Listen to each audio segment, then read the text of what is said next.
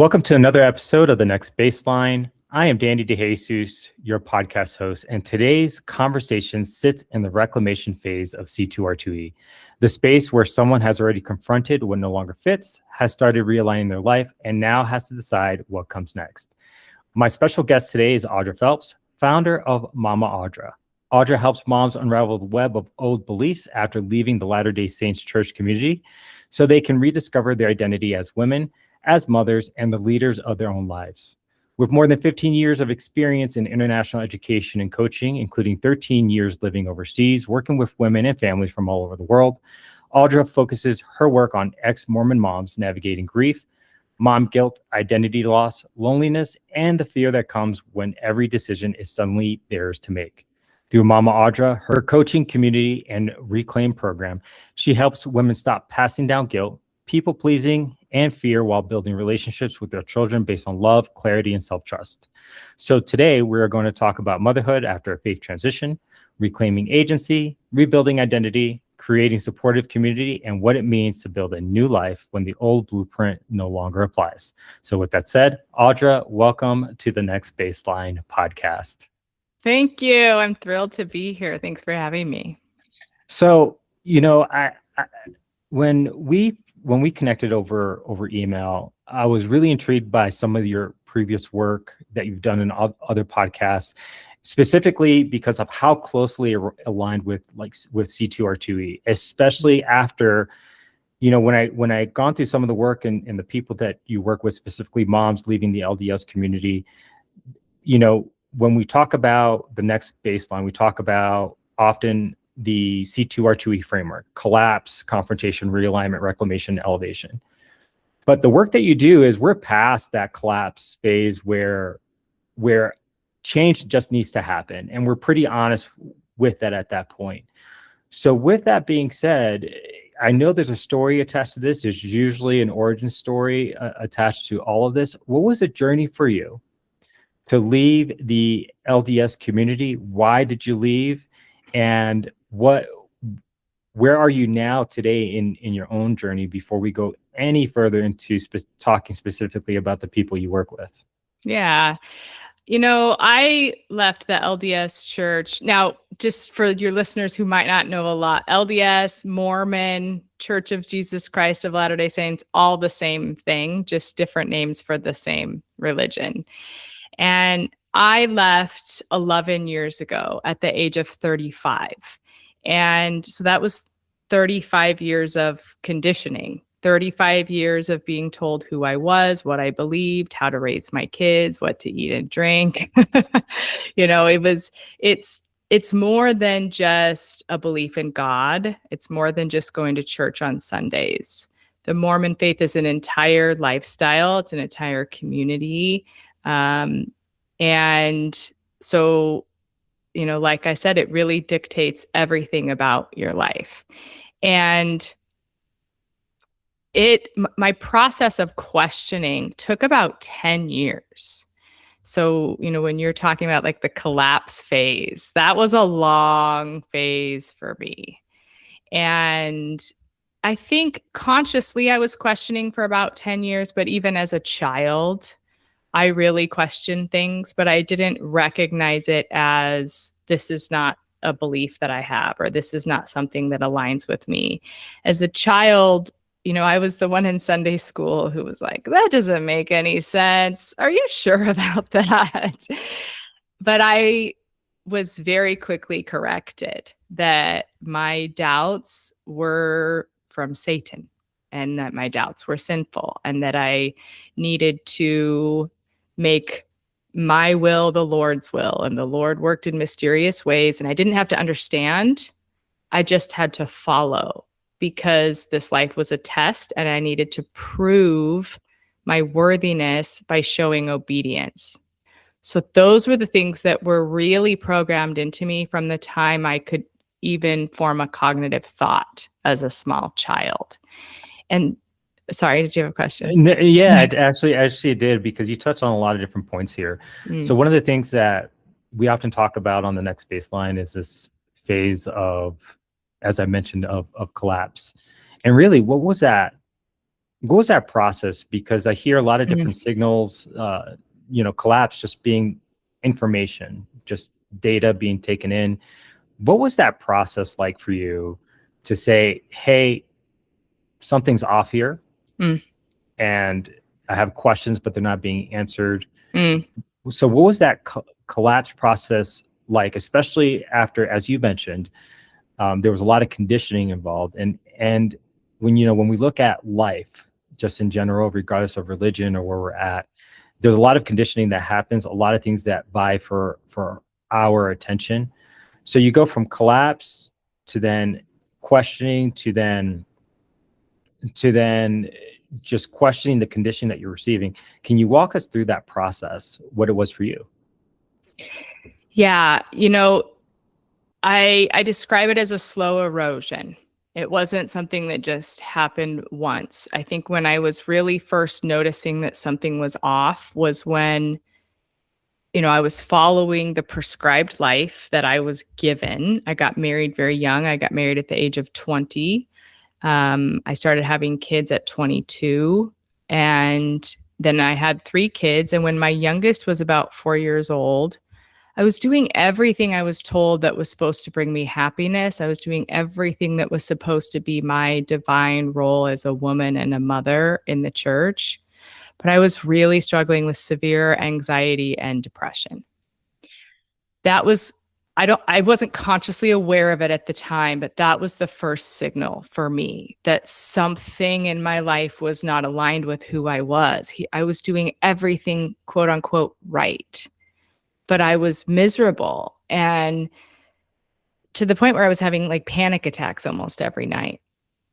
And I went to the doctor, and the doctor prescribed antidepressants, and that didn't work for me. In this situation for me, it works for a lot of people, but in this situation for me, the problem wasn't a chemical imbalance in my brain. The problem was really that my inner self was fighting the life that I was living in. And I had a lot of experiences, many small experiences. I say leaving the church is like going through the letters of the alphabet. I couldn't go straight from letter A to letter Z. I had to hit every letter in between. And I had a lot of experiences that started to show me um, that maybe some of the beliefs I had, there's other beliefs out there, that they weren't so absolute as I thought that they were, and I also was living a life where I was very dependent. I was very dependent on my husband for finances because I was told my place was in the home and I should not be working, even though I desperately wanted to work.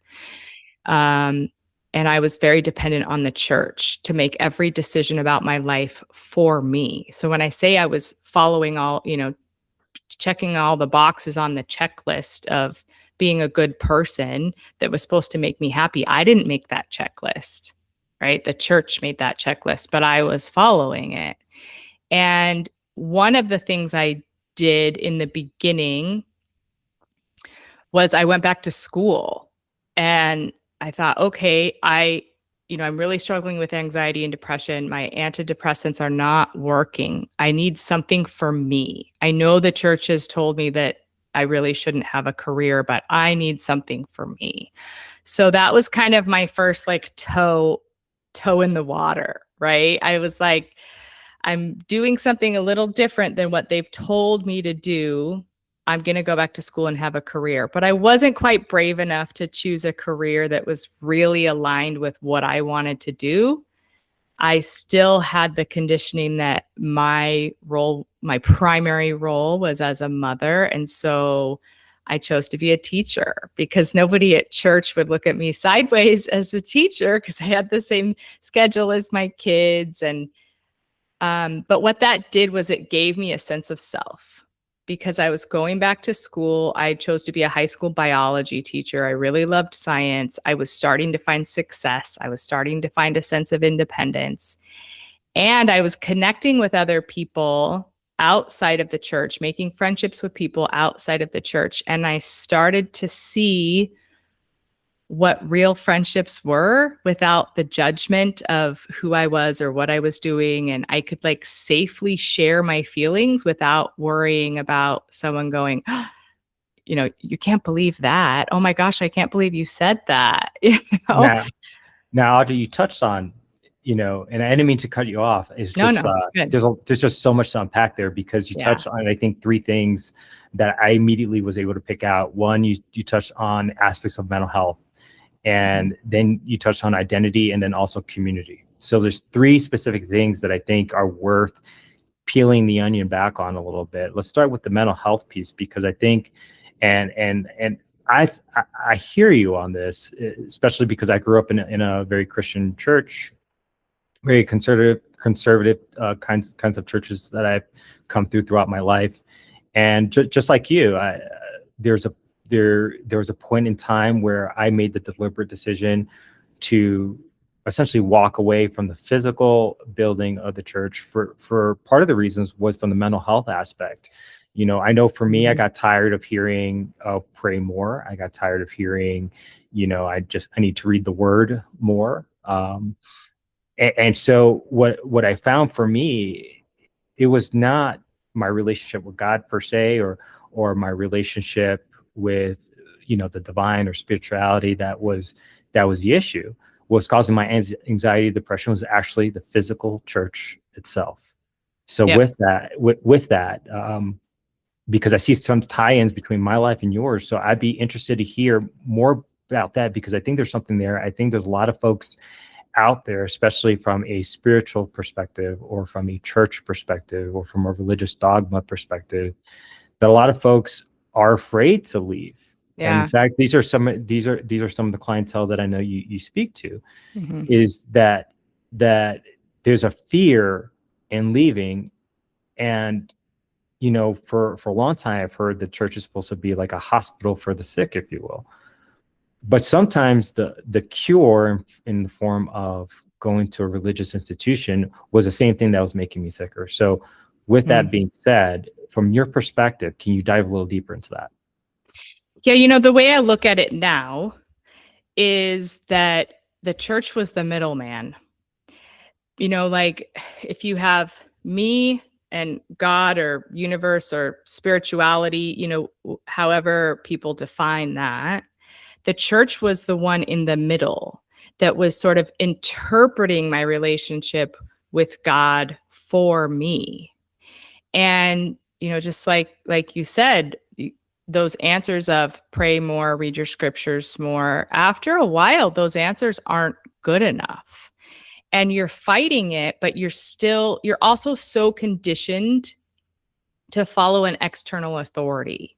And in this case, it's the church who's the middleman interpreting your relationship with God for you. You're constantly deferring to the church. And so when they say pray more, it's like, well, there's not, you don't feel like you can go higher than that, because you feel like you have to go through the church for all answers. And so when you're in that phase and like you're in your life, you're really struggling, you're feeling that anxiety and depression and you're being told pray more and you're like, I can't. I literally physically cannot pray more. I'm still miserable. There's something else out there, but you still feel so dependent on the church. You feel so dependent on them to tell you how to live your life because you're out of practice, because those questions that you had before that you buried, you've really learned to distrust yourself. And so that something's not feeling right and you're miserable, but you don't even know how to tune into yourself anymore. And so really that's your subconscious speaking to you through your body saying something is not right. We need to make a change here. Yeah, no, and I 100% agree with that. And I think those are indications. And again, those are signals that are, as you mentioned, our body is telling us. And I think sometimes as human beings, I think we try to explain away the things that we feel when,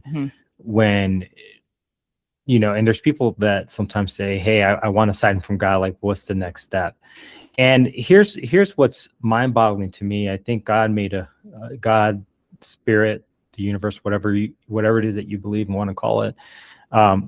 We us human beings were created in a very, very unique and interesting way, especially when the things that we ask for or signs for, our bodies are literally telling us. Our bodies are programmed to communicate with us, and yet we don't listen to that. So, kudos to you for listening to that inner self, that your body just giving you messages. And I think that's something valuable that anybody listening to this can take away, that initial sign.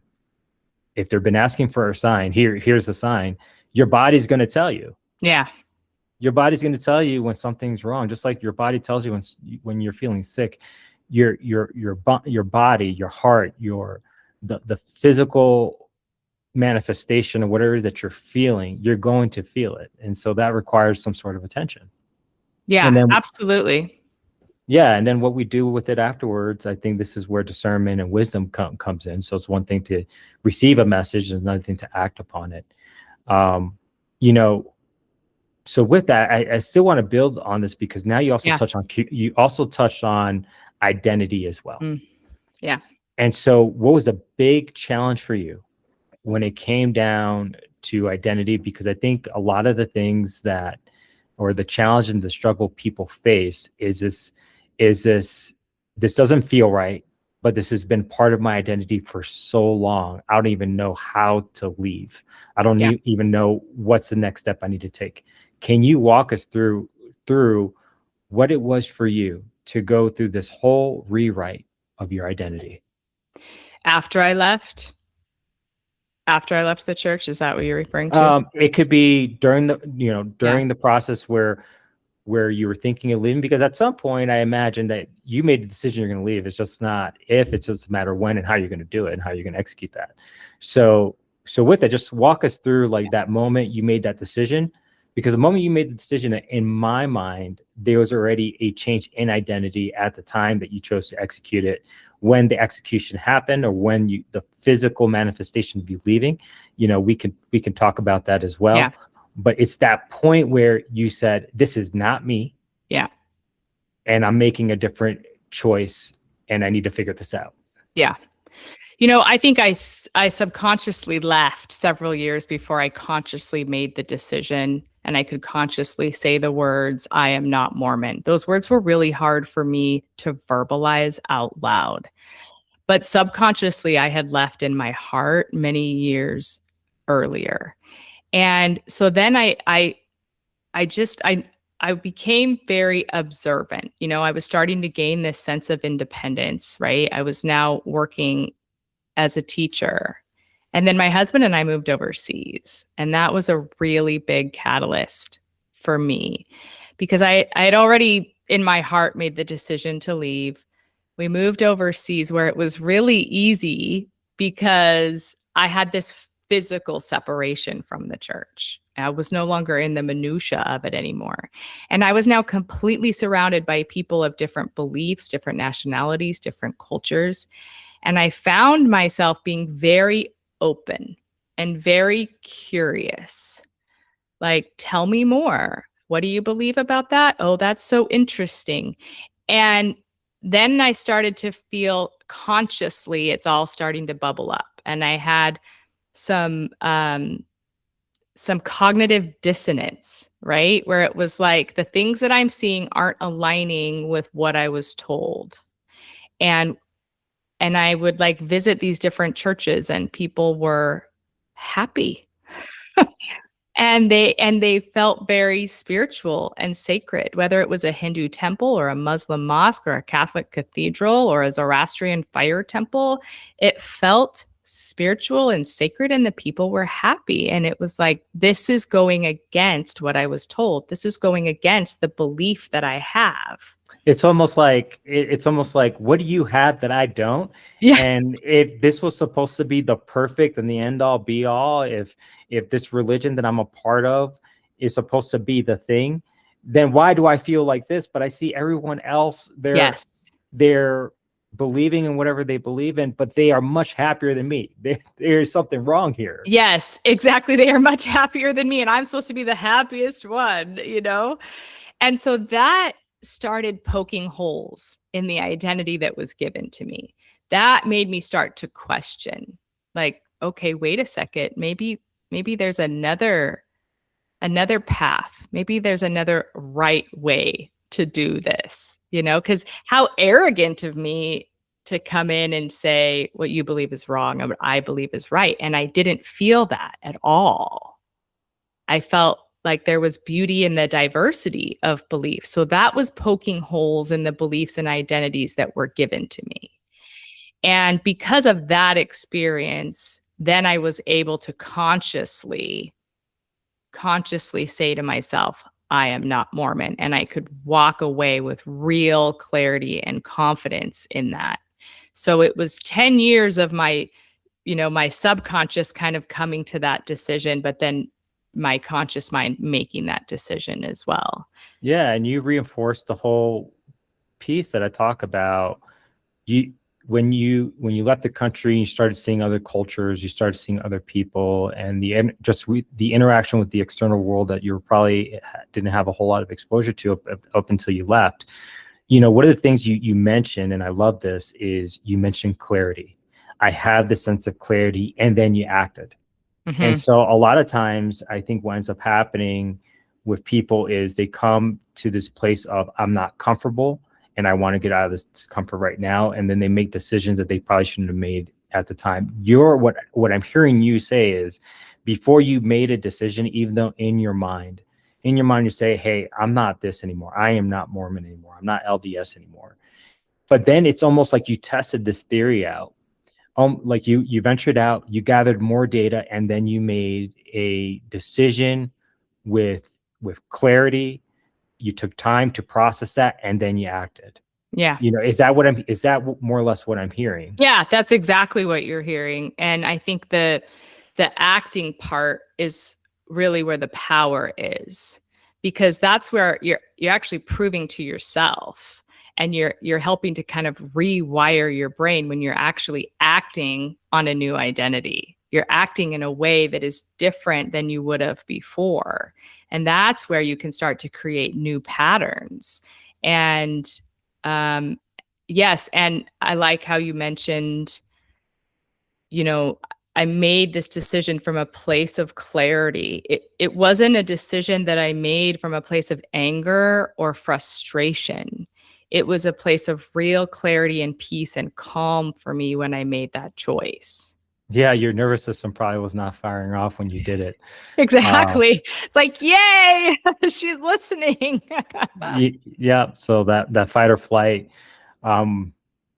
So with that, just to keep the conversation going here, because again, there was a third part that we talked about, and that was community. We go from leaving the church, we talk about your identity, but then that identity also probably has led, and just reading through your bio, reading through your work, reading, hearing through what you talked about earlier and traveling the world, you've been exposed to other communities, been part of other communities. What was that now like? Because now your environment's changed, and I'm of the belief that when your environment starts to change, the way we look at the world also starts to change as well, whether we like it or not. And we start to take in attributes from those very communities that we are part of. They just leave imprints on us. So with that, back to you to really, take us through that, what it was like to inject yourself in other communities. What were you able to take with you? What were some of those great experiences that you can share? At first it was uncomfortable, to be honest. At first, it was really uncomfortable because it was unfamiliar, because I was so used to acting a prescribed way, being the person everyone else, wanted me to be, and being with people who had a shared belief, that when I was first in a room with people with a variety of different beliefs, I felt uncomfortable. I didn't know that it was safe to offer a differing opinion, right? But very quickly, as I kind of ventured out, I realized that the relationships I had in the church were actually very superficial.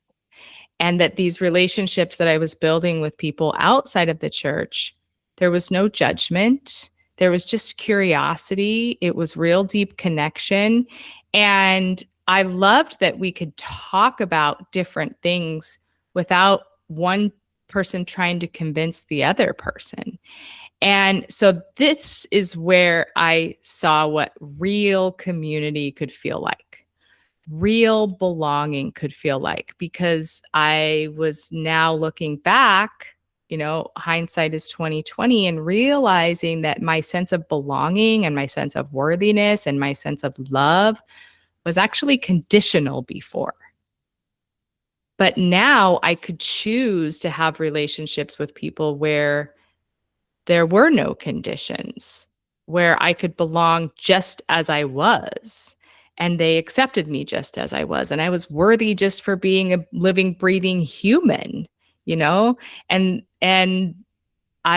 that love was now unconditional with the right people.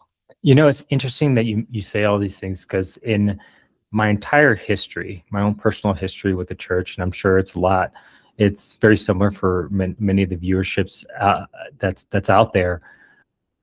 From a church perspective, everything that you said is what I would preach to my entire life and what the church should be. But what's interesting enough, even for me, everything that you've mentioned, I found that everywhere outside of the church walls and institution of the church. And it's interesting that the very communities that maybe the church probably pushes back on, those are the same communities that are doing exactly what you're saying. Yeah. And to me, it's very disappointing that the community that we find ourselves in from a spiritual perspective are not exactly doing what they preach and profess to do. And you're just reaffirming, at least even to me, that love, acceptance, community, belonging comes as you are. Those are real human needs. They're not just something that you can just give, especially on a condition. And it's not always the church that is doing a good job of this. If anything, I think a lot of times church is doing a poor job of this. And there's communities out there that are providing this, and it's not always because of Christianity that is leading in this. What are your thoughts on that? Yeah, I think that's very true. I think whenever you have a high demand religion that's based on control and obedience and worthiness, then I think the simple messages get distorted. And I think that's the sad truth, because really most organized religion, in my opinion, is about control. It's not really about inclusion. It's like, yeah, inclusion as long as you're just like us, which is not the definition of inclusion. So it's a sad reality. And I have found much more of a sense of inclusion outside of a religion where everyone is welcome, no matter what your belief is. No, and that's great, which leads me to my next point here. It almost sounds like you had, after this whole,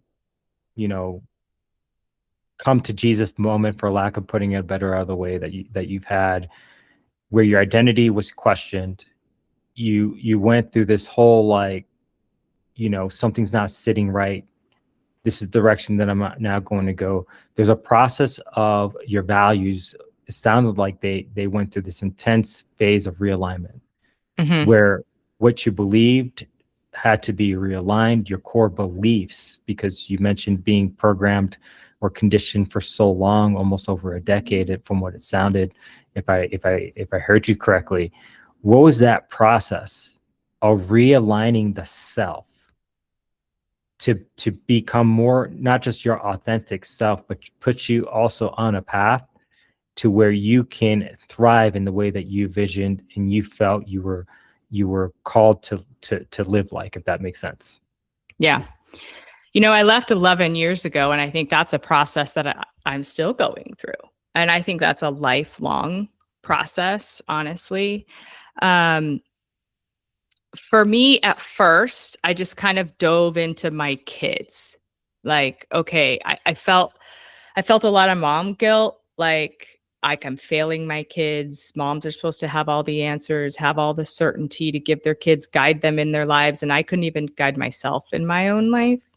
So I put a band-aid on a lot of different situations at first because I didn't really have a plan. I didn't know, I would hear things like, oh, you need to discover who you are. And that just sounded so abstract. Like, what do you mean discover who I am? Like that it didn't make sense to me at first. And so at first I just kind of dove into my kids, and because I didn't want them to feel ungrounded.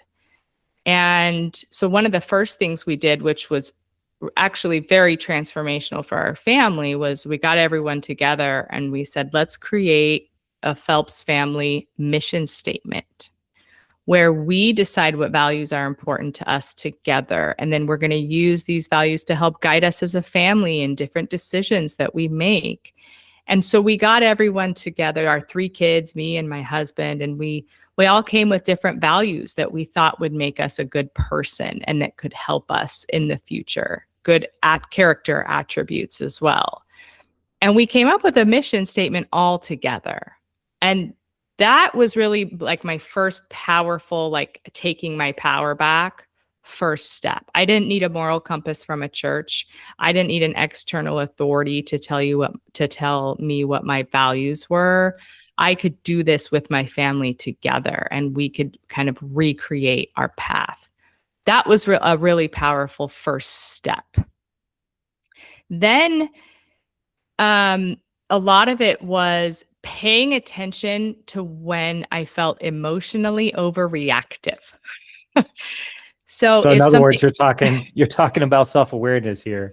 Yes. Yeah. Yes. Definitely self-awareness and being willing to pause, right? Like if something was happening and I was reacting to it and it seemed like my reaction wasn't quite matching the situation, I was learning to pause. There are very few decisions you have to make in life that have to be made right away. So I was learning to pause and go, okay, I'm feeling out of control right here.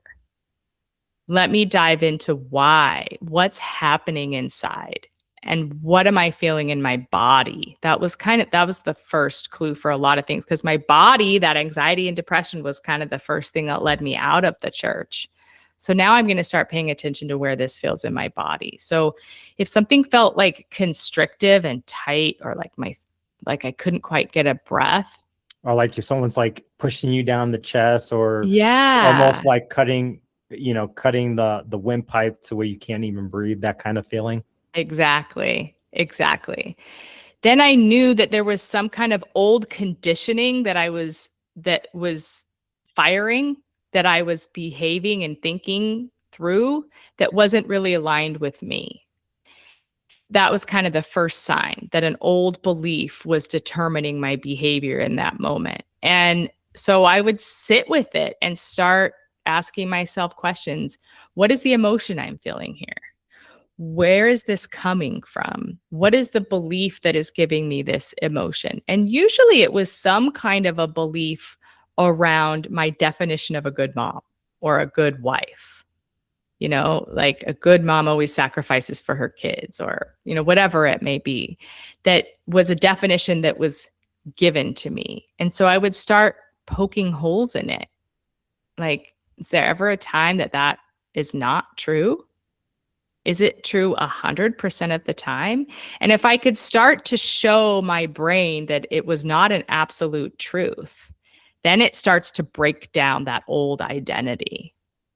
And then it was like, okay, then if I don't believe that as an absolute truth, then what's a different belief that feels good? So again, I'm tuning back into my body again. What's a different belief that feels open and expansive and airy? And then that's something that aligns. And I think all of this, right, is painting a picture because, we talked about, or you talked about, I should say, personal agency or reclaiming personal agency. You talk about self-awareness, and you went through this, whole conversation about feeling the things in your body, but then most importantly, you also talk about what doing the work looks like. And I think this is an important piece because a lot of times we hear people say, if we want change, you need to do the work, you need to do work, you need to do the work. Well, what does the work mean? And so, ladies and gentlemen of the audience, this is exactly what the work is. I mean, Audra pretty much just outlined it. Is sitting with yourself in that feeling and asking questions and not necessarily reacting towards projecting that onto somebody else, but really painting it back in words to say, hey, why am I feeling this way? And did my reactivity call for, based off the situation, was my reactivity called for, or was there something else at play? And having that conversation with yourself. So Audra, thank you so much for outlining that, because I think that's one of the key pieces I think people miss on the process of transformation. And you've really gone through what it's like not only to leave something. Now, you talk about leaving the unfamiliar, and the unfamiliar is not an easy process by no stretch of the imagination. And the biggest thing that I think, I think I also heard too was time. The process of transformation and life transition, it takes time. It's not going to happen overnight. And even you mentioned that there's still struggles that still need to be overcome, and taking a step back and still asking those questions. So what else can you talk about? Otherwise, I have several more questions for you here. Well, hit me with another question then. All right. No, fair enough. I think this is a really good time to transition into reclamation. And I think this is really the heart of what you and I are talking through today is how do you go back to reclaim your life again, especially after you felt like you have given away your agency, or your agency was taken from you without you even realizing it, to where then you can stand on where you are today to say, hey, I'm going to reclaim my agency. I'm going to reclaim what I believe in. I'm going to reclaim my place as a mother. I am going to reclaim how I show up in the world. What was that process for you in terms of reclamation, before we go any further from that? Yeah, I like to use a very simple story to illustrate this, because I think it really is very easy to understand, especially for most women. So I had been out of it at this point, in the story. I'd been out of the church about 8 years, but I still had a lot of conditioning, even though I was working through a lot of things. I was paying attention to my emotions. I was paying attention to my body. I still had things that would just these beliefs that I wasn't quite identifying. Right. And I remember I was making Thanksgiving dinner for the family, and I still had this like perfectionism, mom, trad wife, everything needs to be made from scratch. I'm responsible to make sure everybody has what they want. Everyone's happiness is my responsibility. I still had some of that conditioning that I hadn't quite identified yet. And I was making Thanksgiving dinner, as I did every year, for the family. And I was making apple pie from scratch, which is a lot of work. And I remember being in the kitchen, like cutting up apples. And I was feeling resentful. I was feeling really resentful. So that self-awareness kind of kicked in. And I was like, why am I feeling so resentful? Well, this is a lot of work, and I'm making apple pie. I don't even like apple pie. And I'm like, okay, well then why am I making apple pie? Well, I make apple pie every year because it's my husband's favorite. Now, he was never asking me to make apple pie. I just still had that conditioning that I have to predict what everybody else needs and wants, right? And I was like, well, if I don't like apple pie and my husband's not even asking me to make apple pie, then Then why am I doing it? why am I doing it? Why don't I make my favorite kind of pie? And I sat there in the kitchen and I was like, I don't even know what my favorite kind of pie is. Now I'm You know, curious, why I guess why did you make apple pie for so long? It's almost like the how I think right? about it when we do something for so long, we don't even know why we do it anymore. Yep. And we Yep. ask someone in the family, they're like, I don't know why you did it, but I did it for these reasons. Right. Well, honestly, this is the conditioning that was still there, that a good Mormon wife, a good Mormon mom, she makes everyone else's favorites and she self-sacrifices herself so that everyone else is happy. And so that was a conditioning that I still had that I hadn't recognized yet. So I'm standing in the kitchen and I'm also in the phase of life where my youngest is about to graduate from high school. It's his last year of high school. So I'm already kind of thinking like, what is my life going to look like? I'm going to be an empty nester. And then I'm standing in the kitchen like, how am I going to choose what my life's going to look like when he graduates when I don't even know what kind of pie I like? You know? It was quite a moment. It really was. And that sent me down this really dark rabbit hole of like, I don't even know what I like or what I want because I have given myself up for my entire life. I have given myself up. I'm in a career choice that I made because it was best for the family. I got married when I was 20 years old as young Mormon Audra, but I'm living this life that was created when I was a totally different person. And one of the really big questions that hit me in that time was about my marriage. I've been married for over 20 years to someone who I love, but I chose him when I was a totally different person. And now I've done a lot of work after leaving the church and I'm a different person. Do I still choose him today? And that's kind of a dark place to be in. And it's not a place you want to admit to most people. But that really sent me down a reclamation journey of I felt so confused in my head. I felt like a ping pong ball on a ping pong table. Like I just kept bouncing back and forth from yes, no, yes, no, yes, no, yes, no. And I couldn't make it stop. So I knew there was a lot of work to be done there, but I didn't at the time have the skills or the strategies to do it. And, serendipity, this lady on Instagram kept popping up and she was a coach, an NLP practitioner coach. And I followed her for a while and it was like everything she said, it was like she was just looking into my soul. Like she just knew all these things that I hadn't verbalized before. So I bit the bullet and I reached out and I joined. She had a program where the whole, point of the program is by the end, you make the decision of whether to stay or go in your marriage.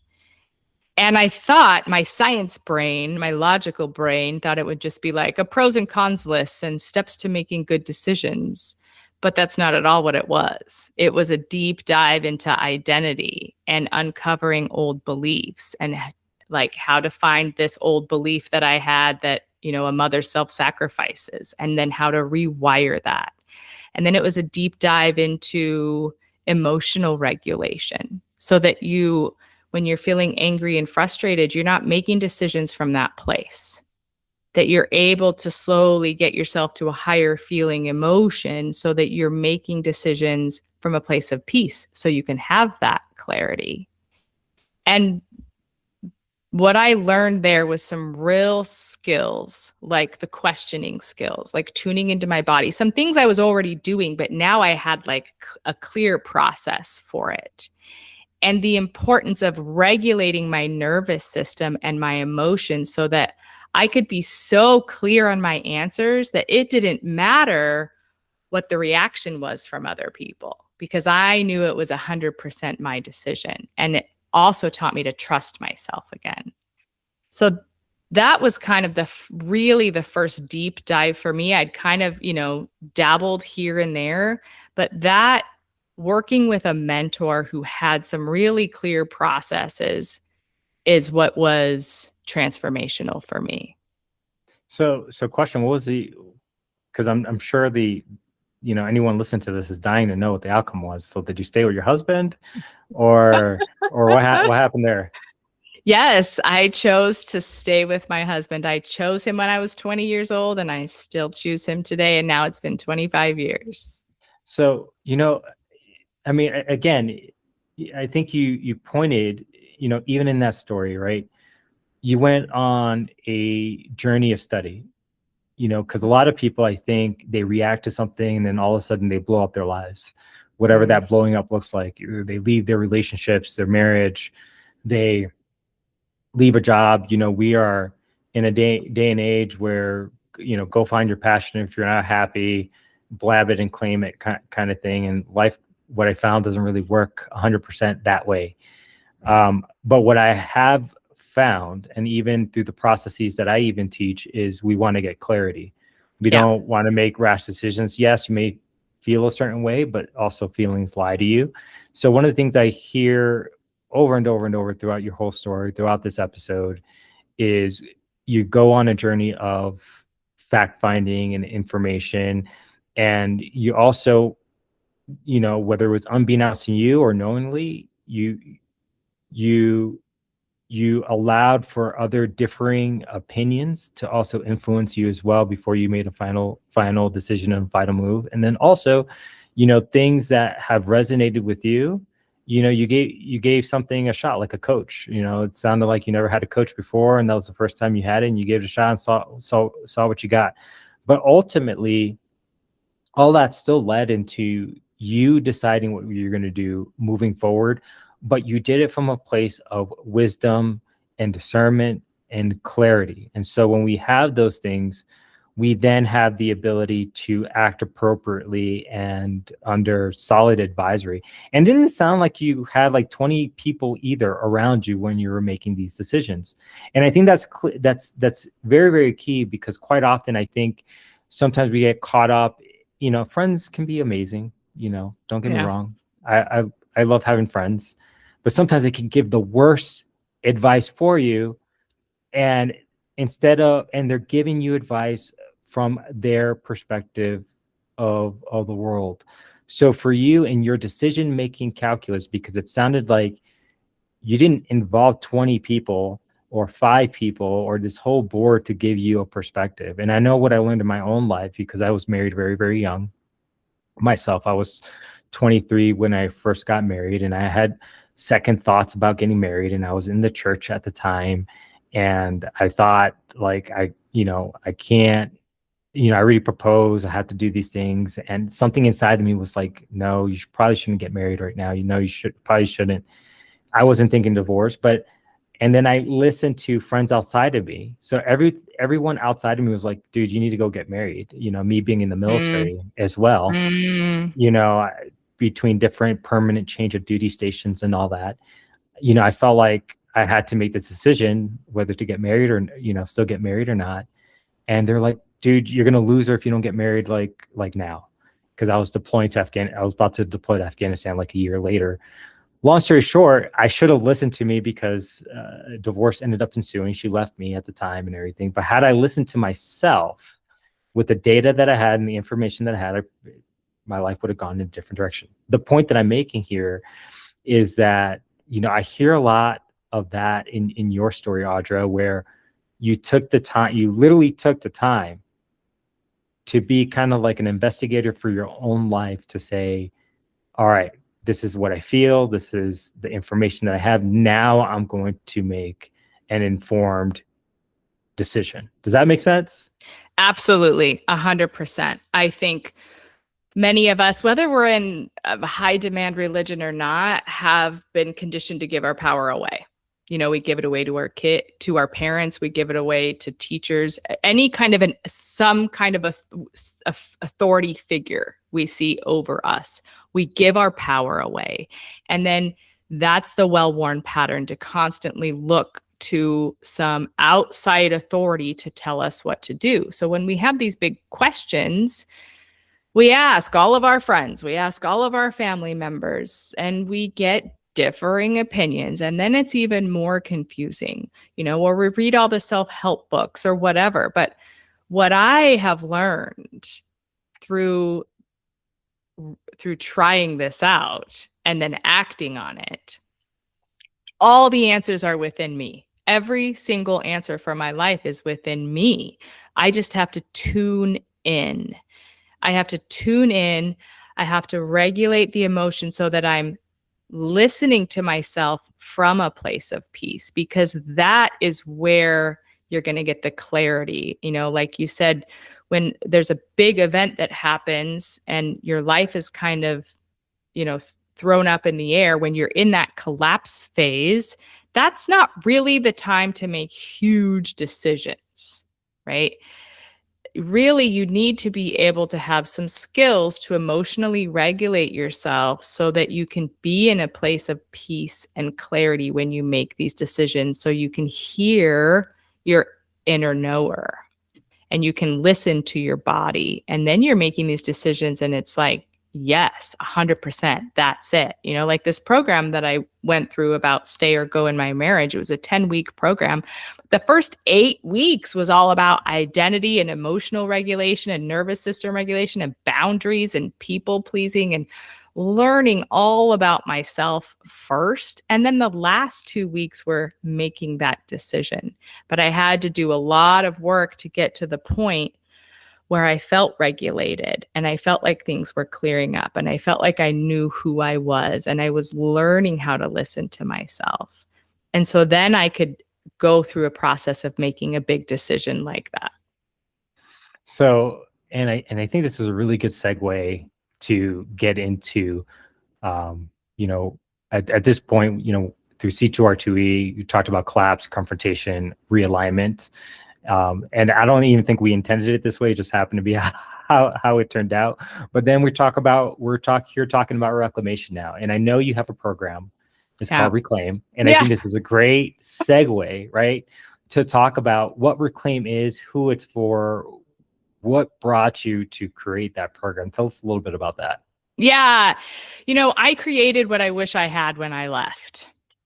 Don't we all do these things with our origin stories? We all say, I'm creating this thing because I never had it. In fact, exactly. I created this framework because no one out there has been able to answer to me, how do you get through life transition? So I came up with what I thought it was for me because of what I did. But anyways, and I love it. From you. Yeah, no, good. It makes perfect sense. That's why I resonate with it.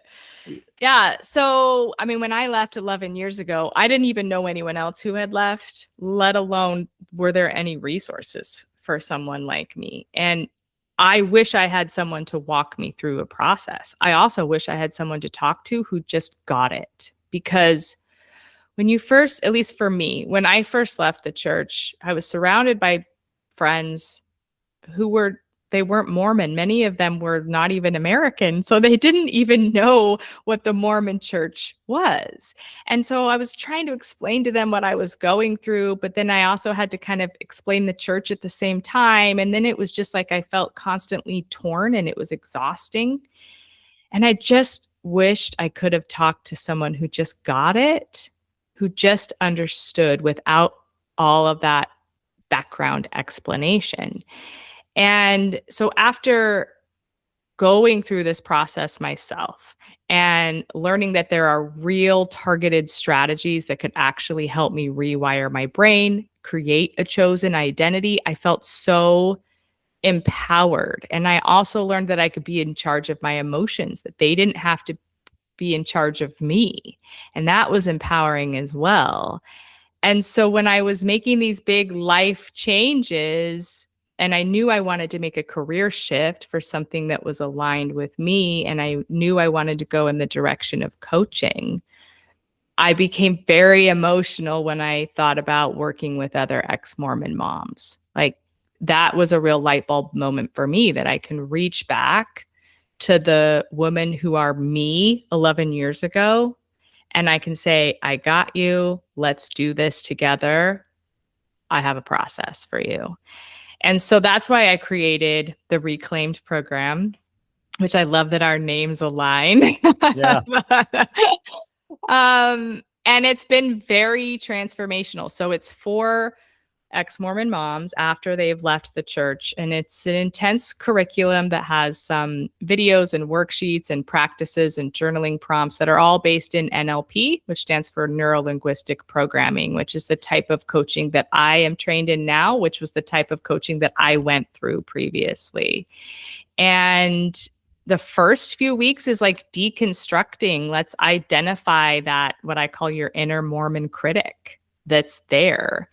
Let's notice where she's dictating your emotions and thoughts and behaviors. Let's give you some tools for emotional regulation when you're feeling activated and when those emotions feel really dark and heavy.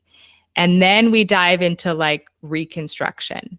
Okay, we can identify these old beliefs. Now let's install some new ones that feel good. And so how to create those beliefs and create new different patterns in your brain and act on it, like we said before. Because as you act on those new beliefs, then that pattern becomes a well-worn pattern in your brain, and you're proving to your brain that, yes, that's evidence of that belief right there. So it's almost like you're going back, and the way I like to think of what you just said is like you have these limiting beliefs. What is causing you to believe and buy into these limiting beliefs? What's in the realm of possible, but then you're talking from a neurological perspective is creating new, almost neural pathways. Yeah. To redefine. It's almost like it almost feels like trauma in a sense, or a form It of is. trauma. It is. And how do you reprogram your mind now to be comfortable with the uncomfortable so that you can embrace a new life for yourself? That's a lot of what I hear as well. Yeah, that's exactly what it is. And then, the women I'm working with are raising kids at the same time. So, each week there's also how can you do this with your kids? How can you help your kids through this? Because your kids are feeling it too, And because I also know the importance of community, we have, not only is it the curriculum, and then we have one-on-one coaching calls with me, but we also have group coaching calls every week where you can listen to other women and what they're going through, and you can find what resonates with you and find a friend.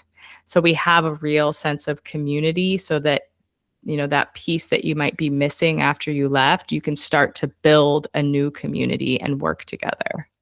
I have a question that why is community so important? Now, granted, I want to just throw in a cautionary note in terms of not for you, but for the audience per se, because there's such thing as a good community and positive community and toxic community. So that's not what we're talking about here, but community that's going to build you up, as like, you sharpen one another, you get better. Why is community, especially in a day where we look at all the tech that's out there? In fact, I just watched Toy Story 5 last night with my daughter, and in Toy Story 5, warning, spoiler alert if no one's seen it, in Toy Story 5 they talk a lot about the use of technology and how technology has impacted the way we connect with people. And technology can be used for good, but a lot of times we just get sucked in our tech, in our computers, in our phones. So how do we create community? Well, actually, I got two questions here. One is, why is community important? Especially, and not just community to get through this thing, but lifelong community. And then the second piece is, in the midst of technology and all these technological advancements, how do we get comfortable again with connecting with people in a more genuine and real way, in a face-to-face way? Yeah, that's a good question. Humans are social beings. We are meant to be in groups. And there's just something really comforting about talking to someone who gets it and feeling like you have a village of support in feeling like you're not alone, and that there's people out there that are really genuine and they want to connect and they want to get to know who you are without the judgment. So I think that's kind of number one. The other is you learn so much from other people. When you listen to their perspectives and what they're going through, it helps you to kind of see things in a slightly different way. And so that adds to the transformation when you can hear other people's stories and you can see how it applies in your life. And wow, I'm that's so inspiring how they handled that. Or even, wow, I'm so glad I didn't handle it that way. I mean, you can Yeah. really kind of just learn about the different ways to do things and as you're connecting with people. And I think that's really powerful because we're all really longing for connection, especially after leaving an entire lifestyle like the Mormon church. You're longing for connection, and we weren't meant to go through life alone. Right. And what do you do? What do you do in terms of and I think you alluded to this at the very beginning when you're talking about your story and finding people that believe something different, that were challenging your beliefs, but not in a bad way, like in a very, very positive way. Now, for people that are venturing outside of what they've known, and maybe through some of your coaching calls that you've received, what are some of the challenges that you can talk through in terms of people, they hear something that they may not like, or is different so much from what they believe? Because sometimes we hamper or hinder our own rescue per se because of someone's what they believe versus what we believe. And Mm. and sometimes we get emotionally attached to what we believe, even through the process of transformation. So what would your advice or recommendations be for those out there that are struggling to hear and buy into beliefs that may not be theirs, but they're not invalid? And so again, going back to that reactivity, there's a lot of parts and pieces here, that self-awareness and reactivity.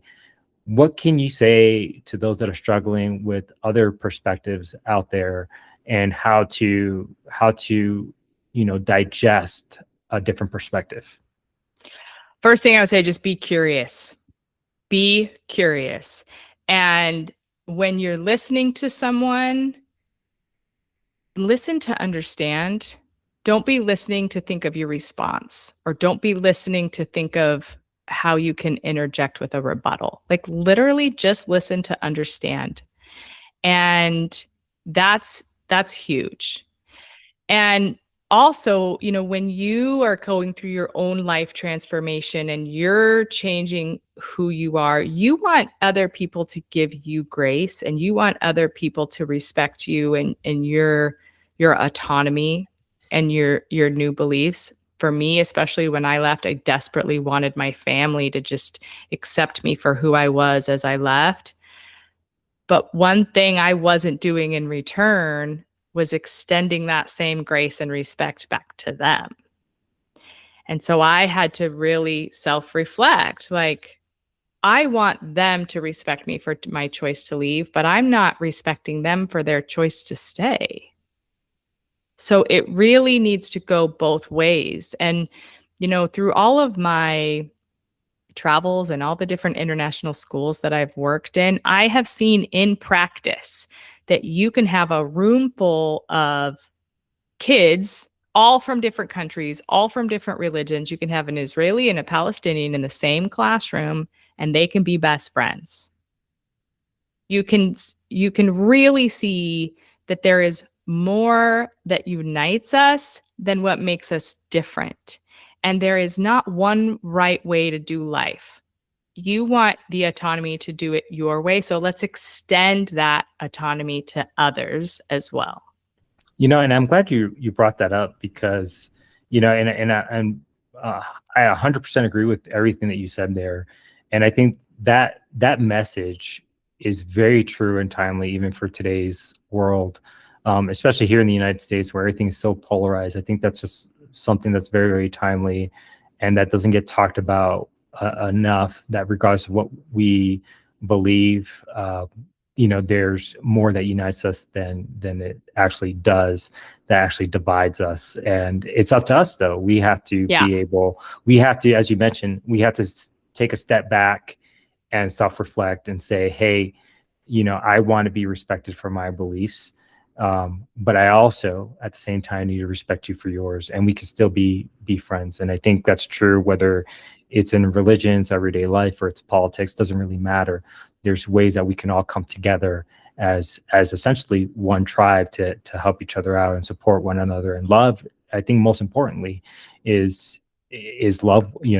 Love one another as well. So I think it's super important to come in with an open mind and an open heart, versus one that is bent on, if I don't agree with you, then you're not my friend, or you're not someone I want to associate with. And in some cases, I mean, the differences could be so huge that it may not be a good fit. However, at the end of the day, respect is a two-way street, as you mentioned. Yeah. And I really, really love that. So, I think we're moving to the final moments here. And, since we're kind of on this, on this trail, I just feel led to just finish off the whole C2R2E phase. And so I'm just curious now, because I don't want to be left on a cliffhanger here. I always love talking about elevation. And elevation, out of anything I can ever talk about, I think that's like that's the hope for everybody. That's the hope for this podcast, is to see everyone reach their new baseline, their next baseline, for them to find themselves in the place they're elevating. But elevation is not just a one-time. It's not just a one-time. You get to the top of the mountain and it's done. In fact, if anyone's looked at my logo, it looks like a triangle or a delta moving upwards, but really it's a representation of the different levels and phases that we go through life. When we get to a new mountain, we have some space and time. We can relax. We can look out into the distance, and we can take a step back. And then there's a new mountain to climb. And so, anything about Elevadas is always about these mountaintop experiences, but every mountain also has a different base. And the more mountains you climb, the new baseline, the more and new baselines that you have. There's never a Mount Everest where you get to the top and you just say, hey, I made it here. There's always going to be a new Mount Everest happening. So Audra, for you and where you're at right now, because I also believe that elevation is not just about you elevating and thriving, but you also bring the people with you. And I see that in your work. I see how you're taking your experiences, you're taking your baseline, and you're looking out into the distance and trying to bring other people, up along the way as well. Not to take away your thunder or anything, but what does elevation look like for you?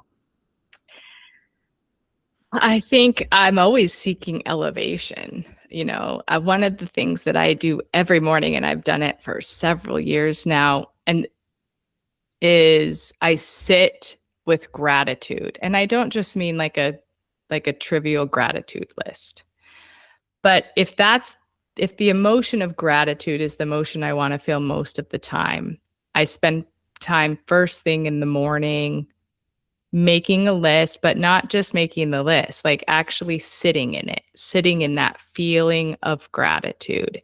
Because the more I can feel gratitude, the more my brain is going to be looking for things to be grateful for. And that feels like joy to me.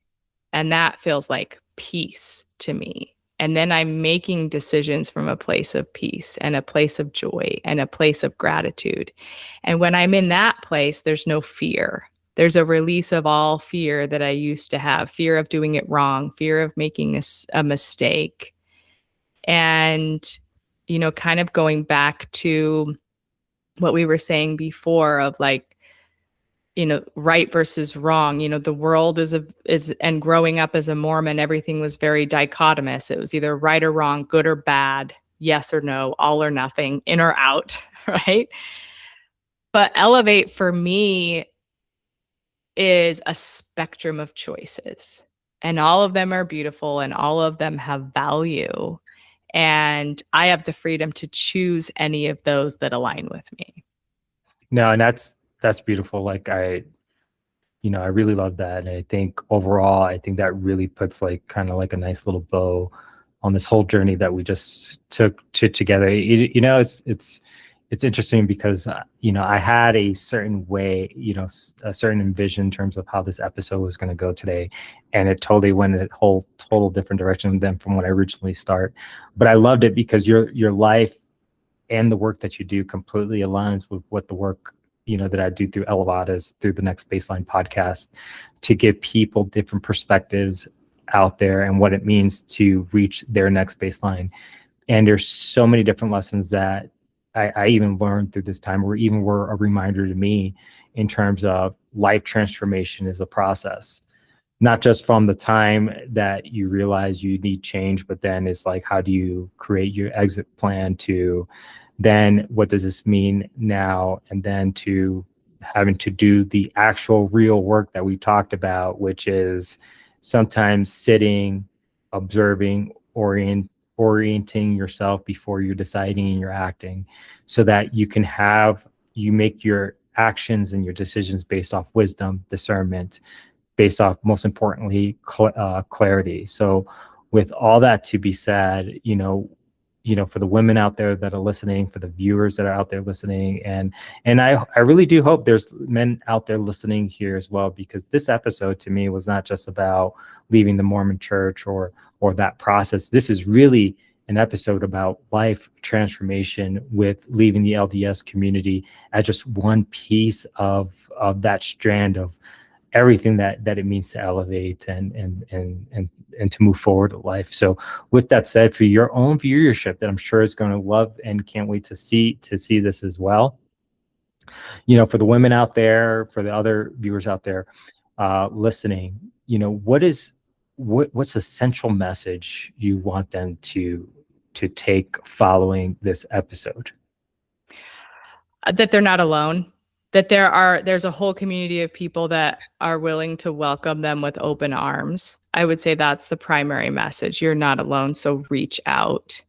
And then the other would be just start paying attention to your body. Just start with the small things. Start paying attention to how you feel in different situations and sit with it. And journaling is really powerful. Write it out. What are you feeling? Where is it coming from? And that's going to be your first step.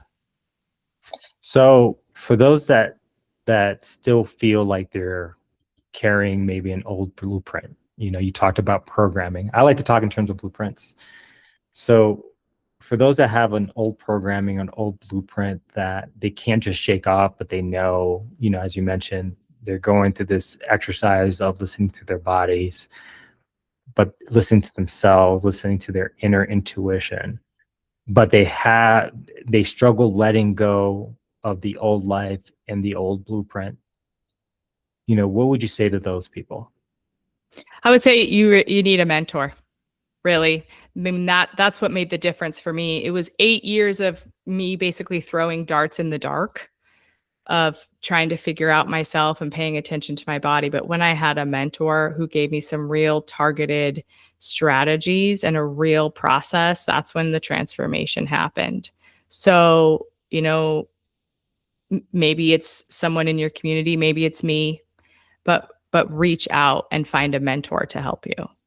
Well, speaking of you, so where can we find your work? Where can we learn about Mama Audra? And then also, how can folks connect with your Reclaim program? I know there's some podcast episodes about previous episodes that you've had. I'm glad to be part of that community now as well for you, and have this conversation. So with that, where can people find you? And in the description, we're going to have all these links. So for the viewers out there, don't worry about it.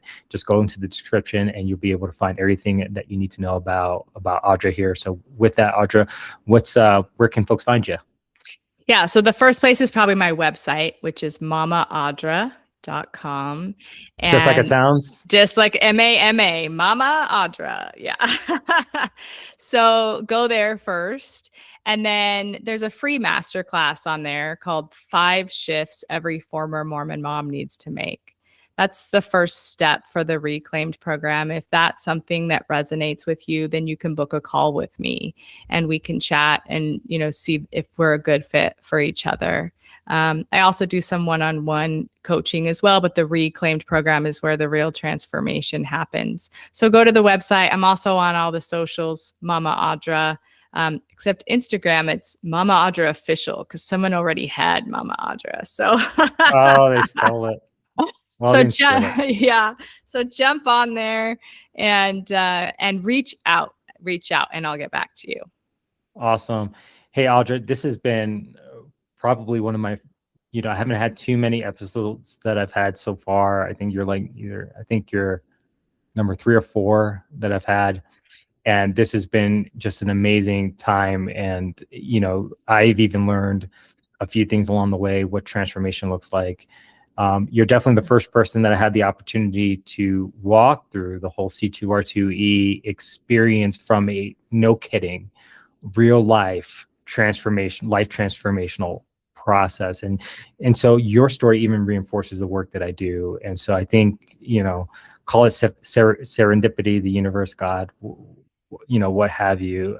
I do feel like there's a lot to be said for the work that was, for the things that were said through this work. And so I just want to appreciate you and your trust in giving me the time and the opportunity to have this conversation with you and to be able to ask you some questions, and that we were able to provide some incredible value. Because I'll tell you, just my background being in the military over 20 years, a lot of the things that we talk about, I think even from in the military community, folks struggle through so immensely as well when it comes down to transformation. So I don't think you have to be a Mormon per se to have listened to this episode, by no stretch of the imagination, because the process of transformation, whether you're listening through a framework like C2R2E, or you're hearing through stories like Audra through her work at Mama Audra and Reclaim program, the process of transformation is almost always identical. Yeah, I agree. And thank you for creating such a safe space to share stories, I think. And your framework is really spot on. So thank you. No, I appreciate it. Audra, any final words before we close out today's episode? No, just thank you. Reach out. I'm happy to talk to anyone who feels like this resonates. All right. Well, hey, Audra, thanks again. And to the viewers out there, I just want to thank you all again for listening to another episode of The Next Baseline.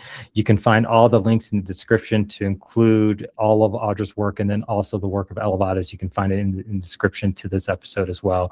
I want to thank you all for listening. And then I also want to wish you all the love, peace, joy, and happiness moving forward. May you find your next baseline. And until then, and looking forward to connecting with y'all in the future. See ya.